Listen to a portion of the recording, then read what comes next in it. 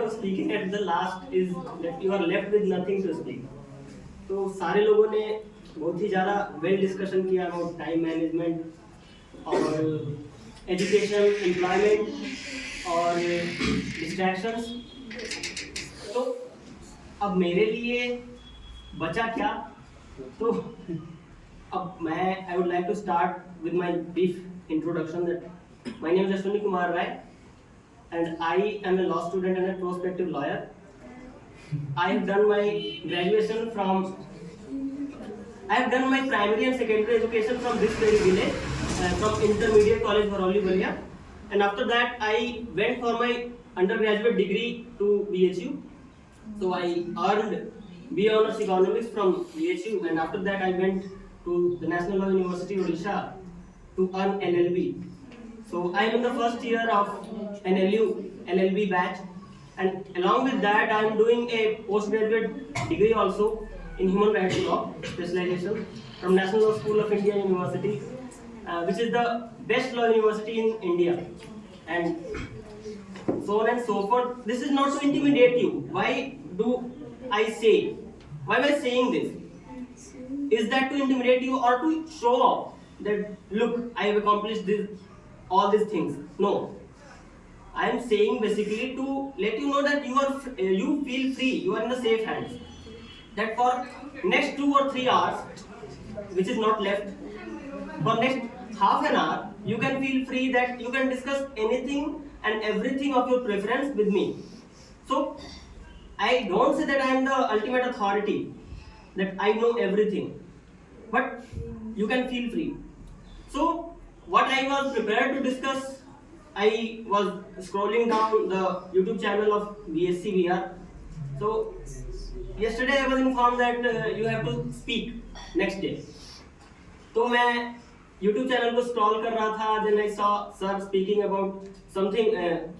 There was a girl, he was referring to a girl who studies very hard for UPSC, and some people trolled him, some people trolled her.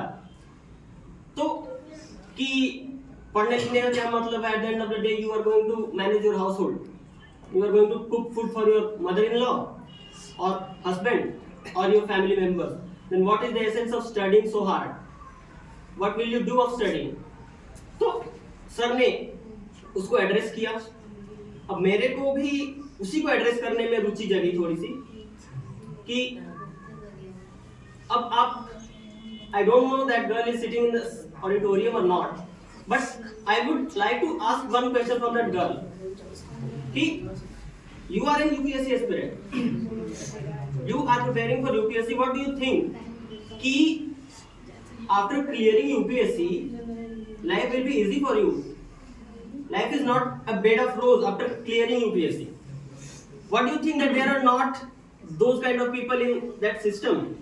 System में भी वैसे ही लोग हैं, पैट्रियार्क्स, फ्यूडलिस्ट्स, और हर कदम पे आपको ऐसे लोगों का सामना करना पड़ेगा if you are a girl. ऐसा नहीं है कि there are very liberal people in our system.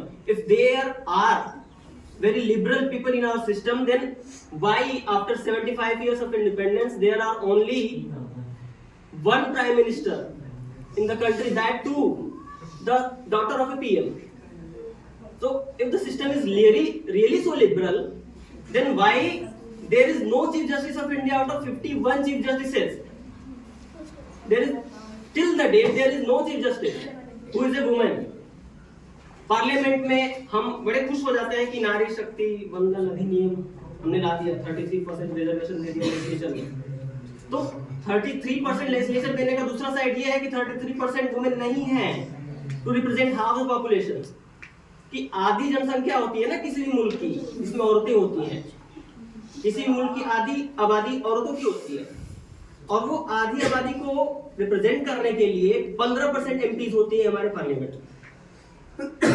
Reservation देना ठीक है, वो तो बूस्ट करेगा ही, लेकिन इसका दूसरा साइड तो ये है ना कि है ही नहीं कोई रिप्रेजेंट करने के लिए.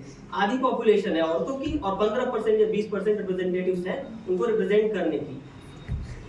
Leave about legislator, executive and judiciary, civil services. हम बड़े प्राउडली बोल देते हैं कि रैंकर्स आर वुमेन, और होती भी है, उनको अगर अपॉर्चुनिटी दी जाती है तो रैंक लाती भी है। टॉप 10 रैंक में तुमको 5 लड़कियां मिल जाएंगी, लेकिन आउट ऑफ 1000 कितनी लड़कियां होंगी? 100 होती हैं 1000 लोगों में जो अकेडमी जाती है। तो if the system is really liberal, then why the numbers of women in the system are so less? क्योंकि अंदर भी ऐसा ही माहौल है कि 4 लोग आपको पीछे खींचने में लगे रहते हैं कि औरतों को ज्यादा पढ़ाना अच्छा नहीं है, औरतों को ज्यादा आगे बढ़ाना अच्छा नहीं है, औरत पढ़ेगी तो हाथ से निकल जाएगी, so on and so fourth, कि हाथ से निकल जाएगी, हाथ में तो रखना है ना। हमारे यहाँ it is very controversial to say, because it is more of an cultural and religious matter, कि लड़कियों का हमारे यहाँ कन्यादान होता है। दान किसका होता है? You are considering her as an state और you are considering her as an property, you are donating और giving away from father to husband to be. तो यही माहौल है हमारे सोसाइटी में।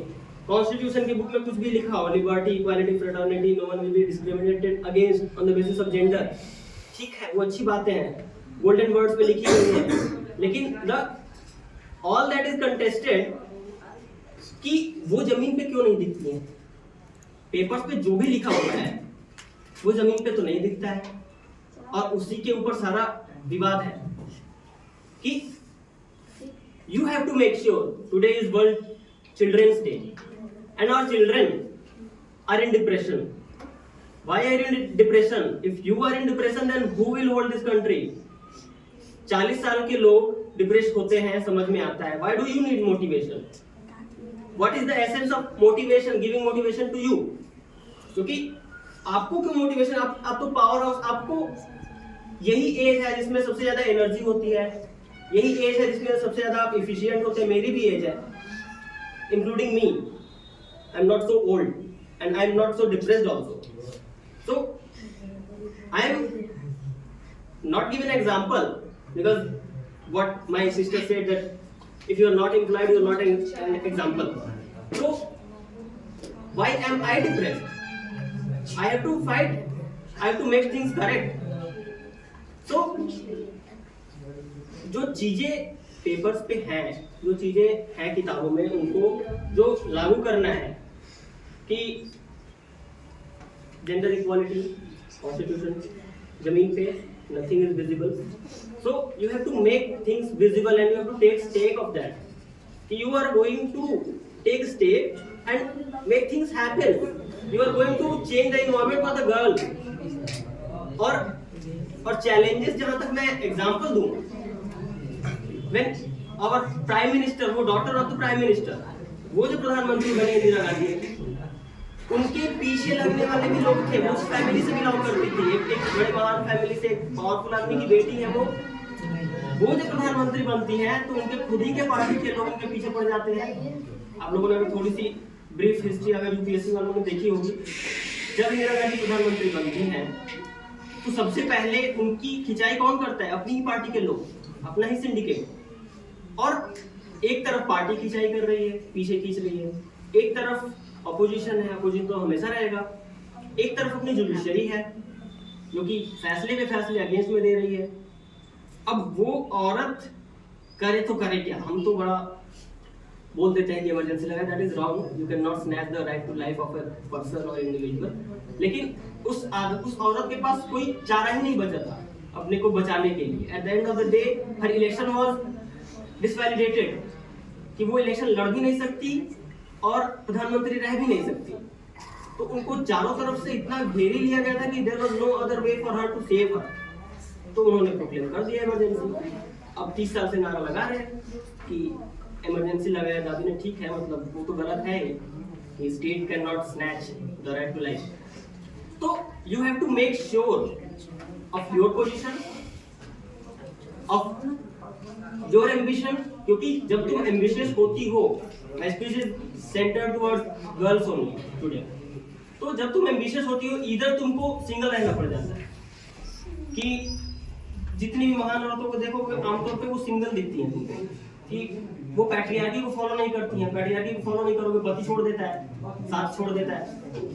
तो अगर आप एम्बिशियस हो तो हो सकता है कि बाय कोइंसिडेंस आपको अच्छा पार्टनर मिल जाए, लेकिन मोस्ट ऑफ द केसेस आपको समझौता करना पड़ता है या फिर आपको तोड़ के निकलना पड़ता है, क्योंकि you are left with no way. So be cautious, you have to fight even if you don't clear UPSC or you clear UPSC, there is no difference. So with all these things I would like to conclude my speech. Thank you so much for listening to me. Thank you so much for having patience. Thank you so much.